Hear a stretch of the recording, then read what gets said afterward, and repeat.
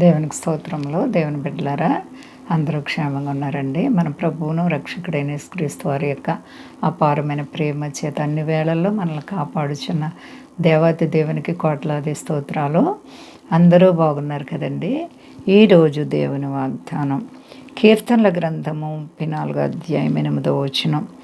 యెహోవా ఉత్తముడని రుచి చూసి తెలుసుకొనుడి, ఆయనను ఆశ్రయించు నరుడు ధన్యుడు. దేవునికి స్తోత్రం, హల్లెలూయా. ఎంత గొప్ప వాగ్దానమో చూడండి. యెహోవా ఉత్తముడు, మంచివాడు, పరిశుద్ధుడు. రుచి చూసి తెలుసుకోవాలంటే ఆయన ప్రేమ ఎలా రుచి చూడగలం? ఆయన ప్రేమను మనం ఎలా రుచి చూడగలం? వంట చేసామంటే దాన్ని మనం రుచి చూస్తాం. మరి దేవుని ప్రేమ ఎలా రుచి చూడాలి? మనసిచ్చి నువ్వు రుచి చూడాలి. నీ మనస్సును మార్చుకోవాలి.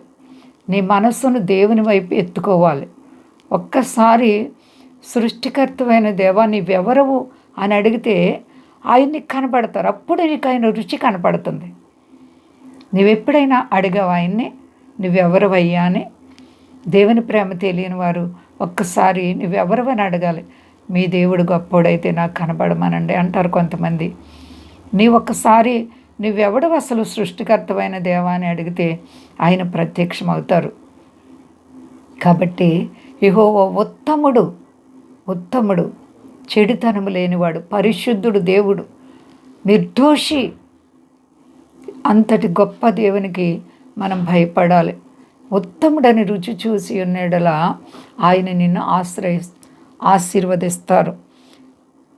యెహోవా ఉత్తముడని రుచి చూసి తెలుసుకొనుడి, ఆయనను ఆశ్రయించు నరుడు ధన్యుడు. అది ఆయన ఆశ్రయించాలి, ఆయనపై ఆధారపడాలి, ఆయన నమ్ముకోవాలి, ఆయన బిడ్డలుగా జీవించాలి. చెడుతనానికి మనలో చోటు ఉండకూడదు, పరిశుద్ధతగా ఉండాలి. నీ దేవుడు ఎంత ఉత్తముడో అంత ఉత్తముగా నీ జీవితాన్ని మార్చుకోవాలి. పాత బ్రతుకంతా కూడా పాతి పెట్టబడాలి. యథార్థ హృదయాన్ని నువ్వు కలిగి ఉంటే నీ ప్రభువు నీ యొద్దకు వచ్చి నిన్ను ఆశీర్వదిస్తారు. ఎప్పుడు నిన్ను ఆయన కాపాడగలరంటే నా దేవుడు ఉత్తముడు, చాలా గొప్పవాడు, శక్తివంతుడని నీవు నమ్మి విశ్వసిస్తావో అప్పుడే నీ దేవుడు నీకు అద్భుతమైన మేలు చేస్తారు. నిజంగా సృష్టికర్త అసలు ఎవరు అనేది నువ్వు ఎప్పుడైనా పరిశీలన చేసావా? ప్రియ సహోదరి సహోదరా, నీ ఒక్కసారి దేవుణ్ణి అడుగు. అయ్యా నీ ఒక్కసారి నాకు కనబడి మాట్లాడే దేవుడు మన దేవుడు, జీవము గల దేవుడు. కాబట్టి నీ జీవితంలో ఆయన రుచిని ఒకసారి చూసి ఆ ప్రేమ ఎంత మధురమో చూడు.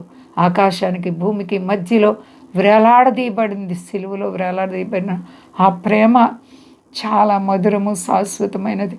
కాబట్టి నీ కష్టాలన్నీ ఆయన మీద మోపుకోవాలి, ఆశ్రయించాలి ఆయన్ని. నీవే నాకు దిక్కు, నీవు తప్ప మాకు ఎవ్వరు లేరయ్యా అని ఆయనపై ఆధారపడితే నీ దేవుడు నీ పట్ల వింత కార్యం చేస్తారు. కాబట్టి నా ప్రియ బిడ్డ, నువ్వెవరైనా సరే సందేహించకుండా దేవునిని వెతుకు. ఆయన దొరికే దేవుడు, మాట్లాడే దేవుడు, ఆయన ఉత్తముడు, సర్వశక్తి కలిగిన దేవుడు. కాబట్టి ఆయన బిడ్డగా నువ్వు నడుచుకో. నీ కన్నీళ్ళన్నీ తుడిచివేసి కష్టాలను విడిపిస్తారు. అంతేకాదు ఆయన మోడుబారిపోతున్న నీ జీవితాన్ని సిగురింపచేసి నేను ఉద్ధరించి హెచ్చించే దేవుడు. ఏ విషయంలో భయపడే పని లేదు. అంత క్షేమంగా ఉన్నారండి. ప్రార్థించుకుందాం. ప్రేమ నమ్మకమైన మా తండ్రి, నువ్వు ఎంత గొప్ప దేవుడు అవును తండ్రి. నీవు ఉత్తముడవు తండ్రి, మంచివాడవు. నేను రుచి చూస్త ప్రతి ఒక్కరికి నేర్పించు తండ్రి. నిన్ను ఆశ్రయించే నరుడు ధన్యుడు అని నువ్వు మాట్లాడుతున్నావు. నీపై ఆధారపడిన వారు ఎందరో ప్రపంచమంతట్లో అనేక కోట్ల మంది ఉన్నారు ప్రభా. ఇంకా నీ ప్రేమ తెలియని వారిని విమోచించు. మా దేశాన్ని, దేశ నాయకులను కాపాడండి. మా దేశ ప్రజలందరినీ రక్షించండి అయ్యా. స్వదేశాల బిడ్డలను కాపాడండి. సర్వ ప్రపంచాన్ని చల్లగా కాపాడండి. పరిశుద్ధాత్మ అభిషేకం మీ బిడ్డలుగా మాకు ఇచ్చి మీ నామం గొప్ప చేసుకోండి ప్రభా. రోగులైతే ముట్టి బాగు అక్కర్లుండి తీర్చండి. అన్ని విషయాల్లో నీ గొప్ప ఆదరణ దీవెనిచ్చి మహిమ పొంది శక్తిగా లేసేనామని అడుగుచున్నాను తండ్రి. ఆమేన్. అందరికీ వందనాలండి. మా కొరకు పరిచయం కొరకు అందరూ ప్రార్థించండి.